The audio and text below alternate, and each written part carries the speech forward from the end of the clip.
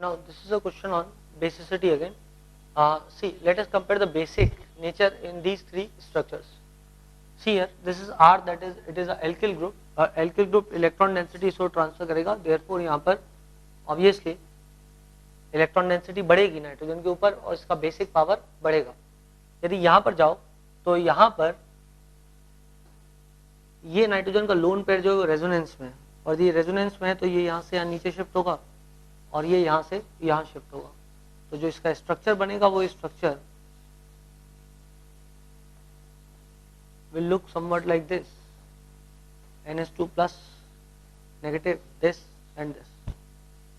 यदि यहाँ पर देखो तो यहाँ C ये लोन पेयर यहाँ से यहाँ शिफ्ट करेगा और ये यहाँ से यहाँ, ये हो जाएगा O पे negative charge, double bond NH2 और ये प्लस.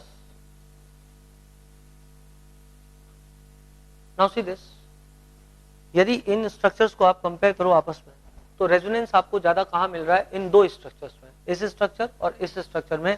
यदि आप कंपैरिजन करो तो सबसे पहले आप स्टेबिलिटी सोचने की कोशिश करो, कौन सा स्ट्रक्चर ज्यादा स्टेबल है. यदि आप सोच पा रहे हो कि ये स्ट्रक्चर ज्यादा स्टेबल है या ये स्ट्रक्चर ज्यादा स्टेबल है, तो कोई बच्चा यदि बताना चाहे, यदि माइक आपके पास तो आप तुरंत बता दें मेरे को कि कौन सा स्ट्रक्चर ज्यादा स्टेबल है, ये वाला ज्यादा स्टेबल है, ये वाला स्ट्रक्चर ज्यादा स्टेबल है.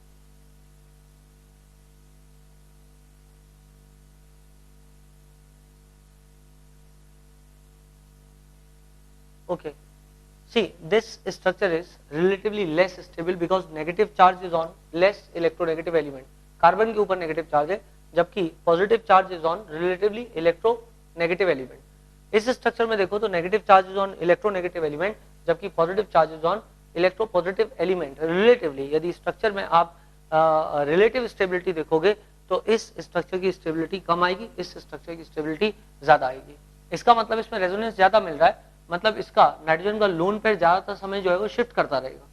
और यहाँ पर नाइट्रोजन का लोन पेयर क्योंकि कार्बन पे नेगेटिव चार्ज आ रहा है, इसका मतलब ये स्ट्रक्चर दिखाने का तो है पर रियल सेंस में एवरेज टाइम पे स्केल पे ये स्ट्रक्चर कम टिक के रहेगा.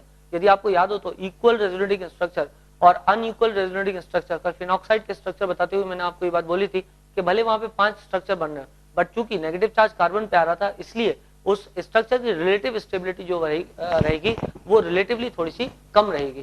तो आप यदि यहाँ पर देखें तो यहाँ पर नेगेटिव चार्ज आ रहा है जो कि कार्बन के ऊपर आ रहा है, which is less stable condition. Therefore ये वाला स्ट्रक्चर कम मिलेगा, ये वाला स्ट्रक्चर ज्यादा मिलेगा. तो यदि ये स्ट्रक्चर ज्यादा मिल रहा है इसका मतलब लोन पेयर ज्यादा समय शिफ्ट हो रहा है, और यदि लोन पेयर ज्यादा समय शिफ्ट हो रहा है तो इसका मतलब बेसिसिटी क्या होगी? कम हो जाएगी. देयरफॉर यदि बेसिक कैरेक्टर देखोगे तो 1 का ज्यादा होगा क्योंकि यहाँ पे प्लस आई इफेक्ट के द्वारा बेसिक कैरेक्टर बढ़ रहा है. यहाँ पर ऑब्वियसली ये प्लस एम इफेक्ट दिखा रहा है बट लोन पेयर यहाँ से शिफ्ट कर रहा है. आप ये बोलोगे कि सर प्लस एम इफेक्ट के द्वारा तो बेसिसिटी को बढ़ना चाहिए. ये प्लस एम इफेक्ट क्या है कि नाइट्रोजन, अब आप NH2 पे देख रहे हो तो NH2 पे आपको देखना पड़ेगा इस रिंग का इफेक्ट क्या है. तो इस रिंग का इफेक्ट NH2 पे तो माइनस एम. क्यों? क्योंकि NH2 से तो इलेक्ट्रॉन डेंसिटी अपनी ओर खींच रहा है. यदि NH2 का इफेक्ट देखो रिंग पे तो NH2 का इफेक्ट प्लस एम है, जबकि रिंग का इफेक्ट यदि NH2 पे देखोगे तो रिंग तो NH2 से इलेक्ट्रॉन डेंसिटी अपनी ओर खींच रही है. इसका मतलब NH2 पे क्या कर रही है? वो इलेक्ट्रॉन डेंसिटी गिरा रही है. तो यहां पर लोन पेयर अंदर शिफ्ट हो रहा है इन रेजोनेंस, तो इसकी बेसिसिटी कम हो रही है. तो यदि तुम इस अमाइन को और इस अमाइन को कंपेयर करोगे तो यहाँ लोन पेयर टिक रहा है जबकि यहाँ पे लोन पेयर नहीं टिक रहा है और लोन पेयर आगे मूव हो रहा है. अब इसको यहाँ भी रेजोनेंस है, यहाँ भी रेजोनेंस है, पर यहाँ पर जो रेजोनेटिंग स्ट्रक्चर बन रहा है वो मोर स्टेबल है, यहाँ वाला स्ट्रक्चर रिलेटिवली लेस स्टेबल है. Therefore you can say that कि ऑब्वियसली इसमें रेजोनेंस ज्यादा मिलेगा, लोन पेयर ज्यादा शिफ्ट करेगा, और लोन पेयर यदि नाइट्रोजन पे टिक के नहीं रहेगा तो इसका मतलब बेसिसिटी क्या होगी? लो हो जाएगी. Therefore one is more basic than second is more basic than third one.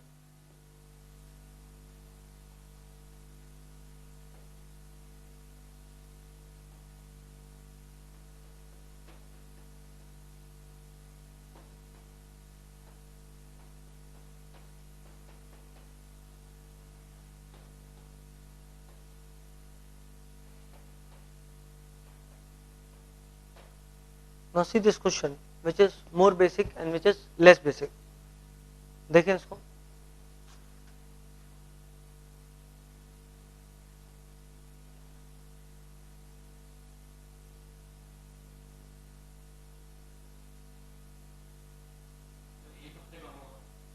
Then कौन सा ला? एक ही सबसे कम होगा। हाँ, reason minus I group. Okay, then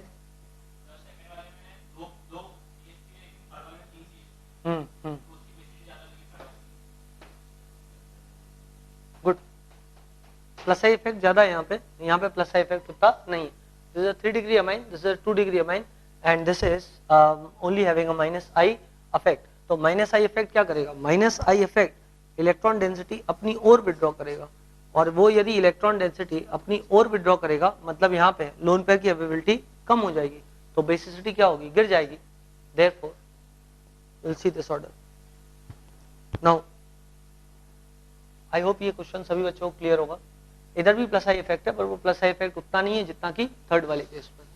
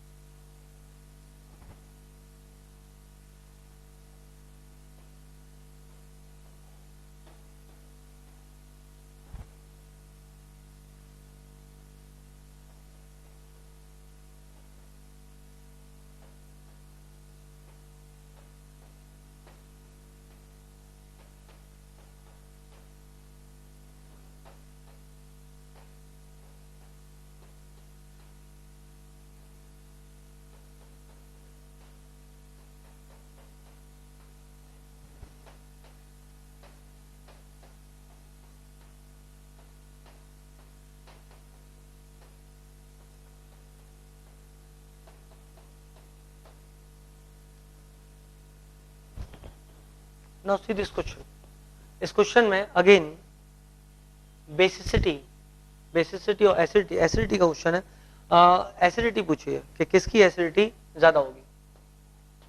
तो यदि एसिडिटी का ऑर्डर पूछ रहा है तो सबसे पहले आपको देखना है यहाँ पे एसिडिक कौन सी चीज है। तो H+, इसकी एसिडिटी आप देख रहे हो कि जा रहा है या नहीं जा रहा है यहाँ से। तो आपको क्या देखना पड़ेगा? आपको ये देखना पड़ेगा कि ये कौन सा ग्रुप है। ये है -M ग्रुप। ये ग्रुप कौन सा है?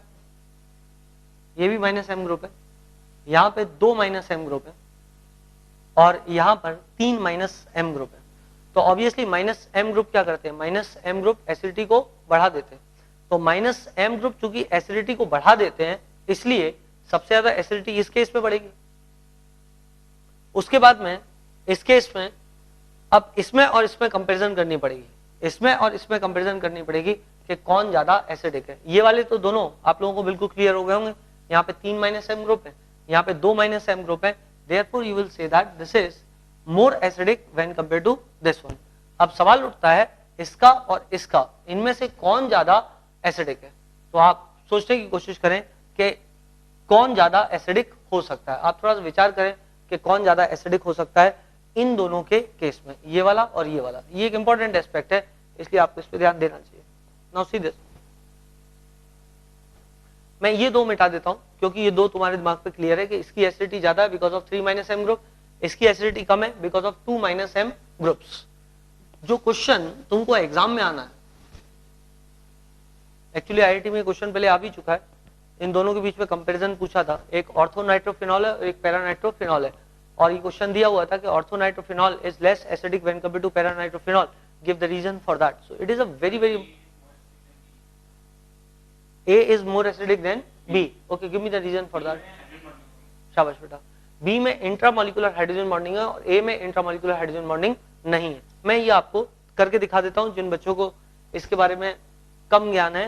तो देखिए आप, हाइड्रोजन बॉन्डिंग के लिए क्या चीज जरूरी है? हाइड्रोजन बॉन्डिंग के लिए जरूरी है एक तो आपके पास ऐसा हाइड्रोजन होना चाहिए जो कि electronegative element like oxygen, nitrogen या फिर फ्लोरीन से बना हुआ वो हाइड्रोजन ये रहा, और इसके अलावा आपके पास होना चाहिए एक lone pair. Intramolecular hydrogen bonding में जो रिंग बने वो रिंग 5 या 6 एटम्स की बननी चाहिए, तभी स्टेबल रिंग होगी। अब आप देखें यहाँ पे लोन पेयर और यहाँ पे होगा डेल पॉजिटिव चार्ज, इस पे डेल नेगेटिव चार्ज होगा क्योंकि इलेक्ट्रॉन डेंसिटी अपनी ओर विड्रॉ कर रहा है बाय -I इफेक्ट। अब ये लोन पेयर इस पॉजिटिव चार्ज की ओर बढ़ जाएगा और यदि इस पॉजिटिव चार्ज की ओर बढ़ गया तो it is a kind of hydrogen bond and the number of atom involved are 1 2 3 4 5 and 6. तो इसका मतलब ये रिंग कैसी बनी, ये रिंग एक स्टेबल रिंग है इंट्रामोलिकुलर हाइड्रोजन बॉन्डिंग के द्वारा जो बनी है. Therefore one stable ring due to intramolecular hydrogen bonding is formed and that is of 6 atoms. अब चूंकि इंट्रामोलिकुलर हाइड्रोजन बॉन्डिंग हो गई है तो यहाँ जब बॉन्ड बन जाएगा तो ये H यहाँ से लीव नहीं करेगा, जिसकी वजह से निश्चित रूप से जो है इसकी एसिडिटी थोड़ी सी कम हो जाएगी when compare to this one. ठीक बेटा, यदि आप सोचो तो कुछ बच्चों को हो सकता है कि ये ज्यादा एसिडिक लगा हो when compare to this one. आप यदि सोचना चाहें, मैं आपको सोचने का मौका देता हूं. यदि मैं आपसे ये बोलूं कि इंट्रामोलिकुलर हाइड्रोजन बॉन्डिंग के फैक्टर को कंसीडर ना किया जाए, मान लो कल के दिन ये क्वेश्चन एग्जाम में आ गया कि उन्होंने बोला कि in the same question don't consider intramolecular hydrogen bonding, then which of the following is more acidic. उस केस में कौन ज्यादा एसिडिक होगा and the reason for that. आप सोचें, यदि मान लो बेटा यहाँ पे इंट्रामोलिकुलर हाइड्रोजन बॉन्डिंग ना मिल रही होती तो इस केस में कौन ज्यादा एसिडिक होता. मान लो कि ना मिल रही होती तो कौन ज्यादा एसिडिक होता, ऑर्थोनाइट्रोफिनॉल या पैरानाइट्रोफिनॉल, और कारण क्या होता उसका.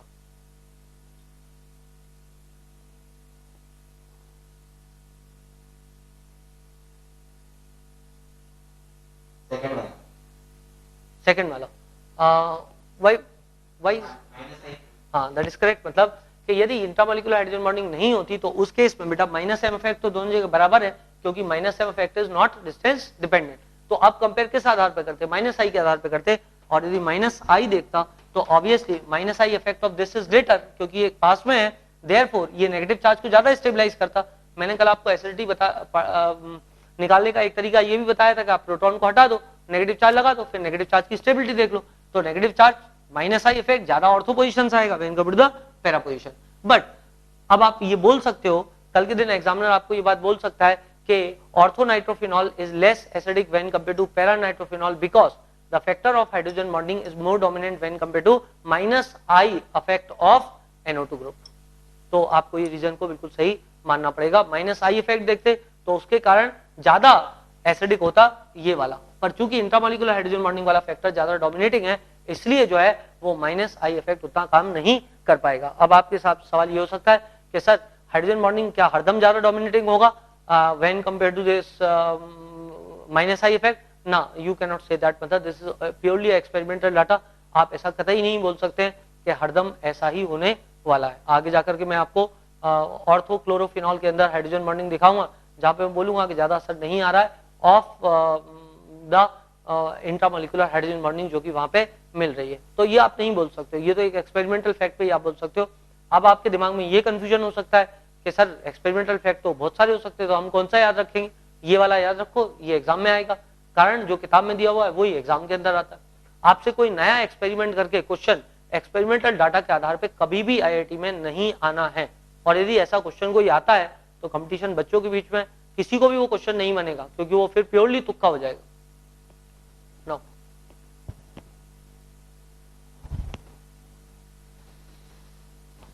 Now remember one thing, this question is very very important. Although ये क्वेश्चन आईआईटी में पहले आ चुका है और इन रियली मुझे नहीं लगता है कि बिल्कुल सेम क्वेश्चन वो लोग रिपीट करेंगे, बट फिर भी किसी क्वेश्चन के पार्ट के रूप में आ सकता है. It is a important part. ट्रिपली में आ सकता है, किसी और एग्जाम में आपको मिल सकता है, जो भी आप दोगे. तो आप कृपया करके क्वेश्चन पे स्टार मार्क लगा दें उस पार्ट पे. अब आप देखिए नेक्स्ट क्वेश्चन मैं आपको बताता हूं. इसमें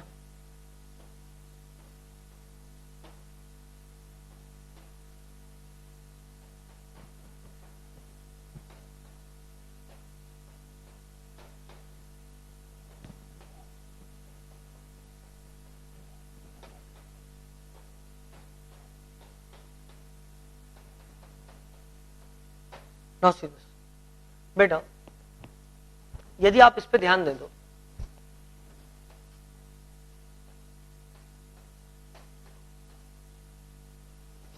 यदि आप इस पे ध्यान दोगे तो आपको देखना चाहिए कि कौन ज्यादा जो है एसिडिक होगा 1 2 3 4 में से. एक तो आप डिसाइड कर चुके हो कि 1 और 3 वाला अभी अभी आपने सीखा है. अब बचता है ये वाला. तो यहां पर यदि आप देखो तो कौन सा इफेक्ट है, माइनस एम इफेक्ट है, हालांकि it is also having intramolecular hydrogen bonding. इधर कौन सा इफेक्ट है, यहाँ पर क्या कोई बच्चा बोल सकता है यहाँ पे कौन सा इफेक्ट है? हाँ हाँ, देन माइनस आई, शाबाश। तो यहाँ पे माइनस आई इफेक्ट है क्योंकि मेटा पोजीशन पे NO2 ग्रुप, तो मेटा पोजीशन से एम इफेक्ट लगता नहीं है, तो कौन सा इफेक्ट आएगा? माइनस आई इफेक्ट आएगा।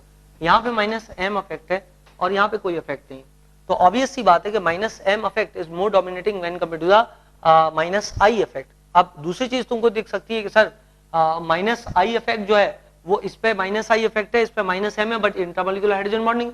तो आप ये बात पहले ही देख चुके हो कि NO2 का माइनस आई ऑर्थो पोजीशन से ही इंट्रामॉलिक्यूलर हाइड्रोजन बॉन्डिंग से कमजोर था, तो इस पोजीशन से तो माइनस आई उतना नहीं आ सकता। इसका मतलब ये वाला ही ज्यादा एसिडिक होगा when compared to this one, क्योंकि माइनस आई का फैक्टर हम वैसे भी देख चुके हैं, क्योंकि वो यदि उतना ही ज्यादा डोमिनेटिंग होता तो वो निश्चित रूप से इधर जो है माइनस आई वाला फैक्टर जो है एसिडिटी को बढ़ा देता।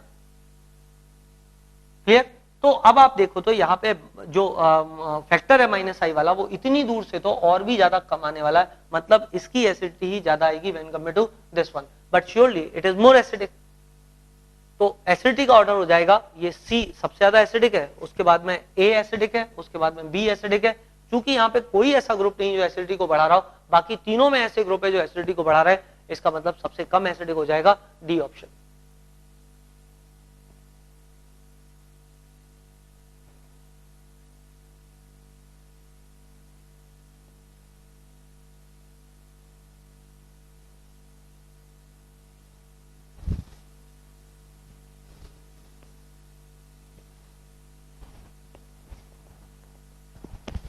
नाउ सी दिस, इधर एक Cl लगा देता हूं, इधर एक Cl और इधर एक Cl।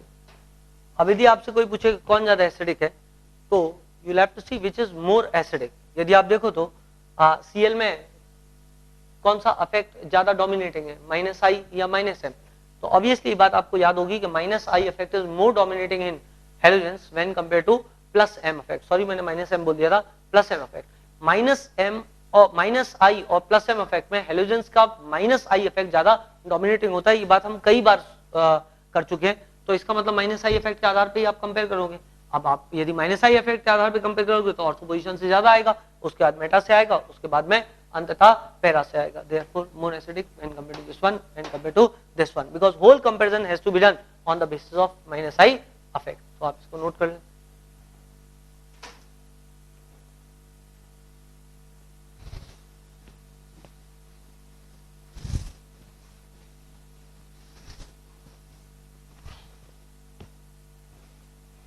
इसके बाद देखिए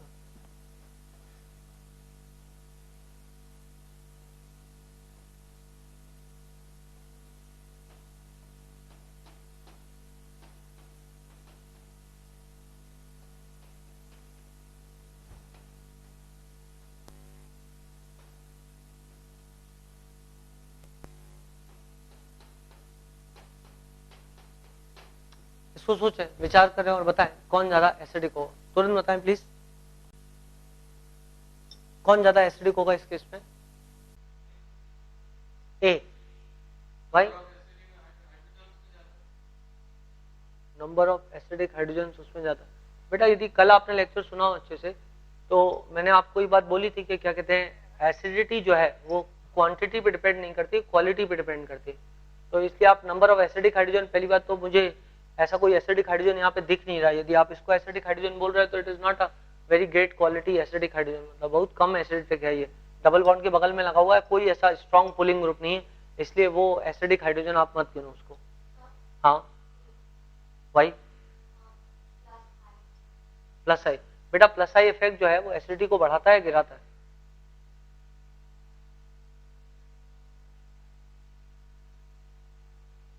सोचे, प्लस आई इफेक्ट एसिडिटी को बढ़ाएगा या गिराएगा?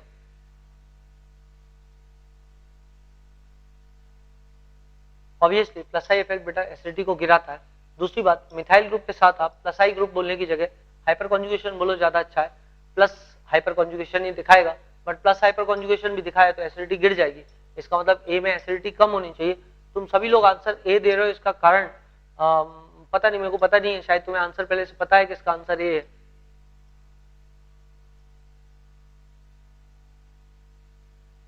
जरूरी नहीं बेटा जो आपको आंसर पता हो सही हो, कोई और बच्चा जो बोलना चाहे?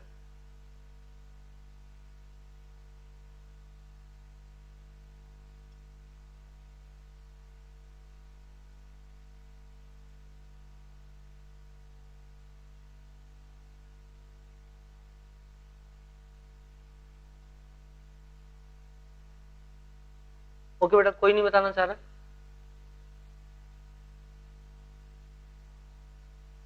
Okay, then I will explain the answer to you. A answer is correct answer. A answer correct answer है कि ए ज्यादा एसिडिक है. पर क्यों ज्यादा एसिडिक है उसका कारण मैं आपसे डिस्क्राइब करता हूं. It is a very good question. Now see this बेटा, एसिडिटी क्यों होगी? क्योंकि H प्लस यहां से लीव करेगा, इसके कारण होगी एसिडिटी. अब होशियार बच्चे, इसको लीव करने के लिए ये रहा लोन पेयर, इस लोन पेयर को यहां से यहां जम करना है और इसको इधर से इधर जाना है रेजोनेंस में.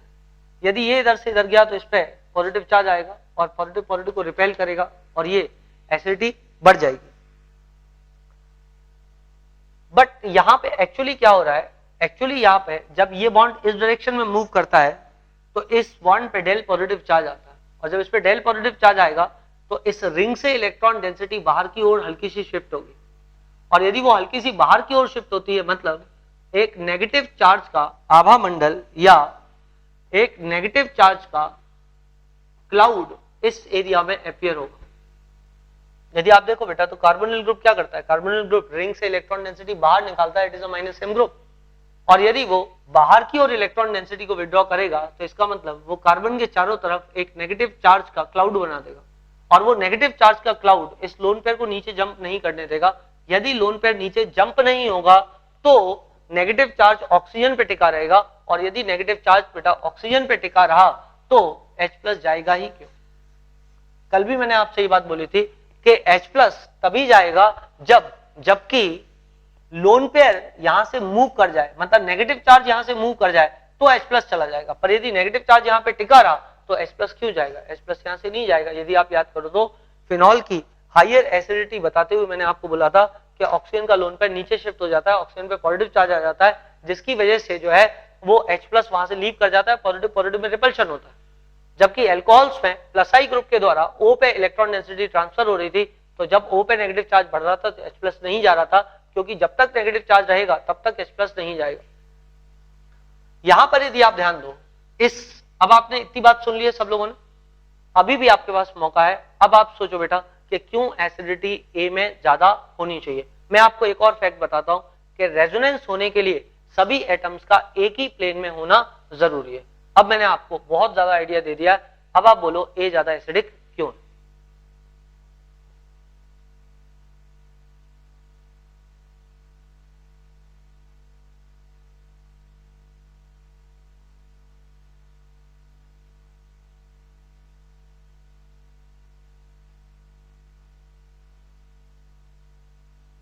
ओके, मैं एक्सप्लेन करता हूं. देखिए बेटा, ये COH ग्रुप इसके साथ रेजोनेंस दिखा रहा है, माइनस एम इफेक्ट की तरह काम कर रहा है. होशियार बच्चों, मिथाइल ग्रुप का साइज काफी बड़ा होता है. ये बात मैं आपको कल की क्लास में भी बोला था मैंने आपको. ट्री लाइक शेप होता है. मिथाइल ग्रुप जब ऑर्थो पोजीशन पे प्रेजेंट होगा तो वो COH जैसे बड़े ग्रुप को रिपल्शन ऑफर करेगा और COH जैसे बड़े ग्रुप को जब वो रिपल्शन ऑफर करेगा तो COH अपना प्लेन छोड़ देगा, वो रिंग के प्लेन को बदल लेगा, रिंग के प्लेन से अपने आप को चेंज कर लेगा. एक बार COH ने रिंग का प्लेन छोड़ा, एक बार COH ने रिंग का प्लेन छोड़ा तो क्या होगा? तो उसके कारण रेजोनेंस तो गया, रेजोनेंस गया, फिर फिनाइल रिंग का अफेक्ट जो इस COH ग्रुप पे आएगा वो आएगा माइनस आई अफेक्ट. क्यों? क्योंकि बेटा phenyl ring is more electronegative than at least hydrogen. तो ऑब्वियस सी बात है कि इस केस में माइनस आई इफेक्ट आना शुरू हो जाएगा. तो वो इधर पर नेगेटिव चार्ज क्लाउड तो नहीं करेगा क्रिएट, बल्कि यहां पे पॉजिटिव चार्ज क्रिएट करेगा, ये वाला रिंग, जिसकी वजह से लोन पेयर और ज्यादा तेजी से नीचे माइग्रेट होगा. और जब लोन पेयर तेजी से माइग्रेट होगा तो यहाँ पॉजिटिव चार्ज आएगा. ऑब्वियस सी बात है उस समय H प्लस यहां से डेल H प्लस यहां से लीव कर जाएगा. इस अफेक्ट को बोलते हैं ऑर्थो अफेक्ट. इस अफेक्ट को बोलते हैं ऑर्थो अफेक्ट.